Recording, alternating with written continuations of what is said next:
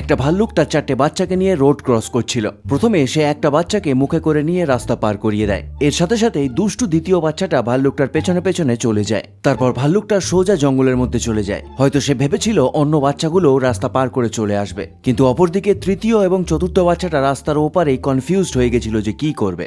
অপেক্ষা করতে না পেরে তৃতীয় বাচ্চাটা তার মায়ের খোঁজে রাস্তার ওপারে চলে যায় একা একাই। কিন্তু চতুর্থ সব থেকে ছোট বাচ্চাটা বুঝতে পারছিল না সে কি করবে, তাই ভয় পেয়ে সে ইলেকট্রিক পোস্টের উপরে উঠে যায়। ভাগ্যবশত তার মা বুঝতে পারে একটা বাচ্চা আসেনি, তাই ছোট বাচ্চাটার জন্য আবার সে রাস্তার এপারে আসে। তবে সব থেকে দুষ্টু ভাল্লুকের বাচ্চাটা আবার তার মায়ের পেছনে পেছনে দৌড়ে দৌড়ে আসে। আর এই সময় একটা হাস্যকর পরিস্থিতির সৃষ্টি হয়। ভাল্লুকটা যখনই একটা বাচ্চাকে নিয়ে রাস্তা পার করছিল, তখন অন্য বাচ্চাটা উল্টো দিকে চলে যাচ্ছিল।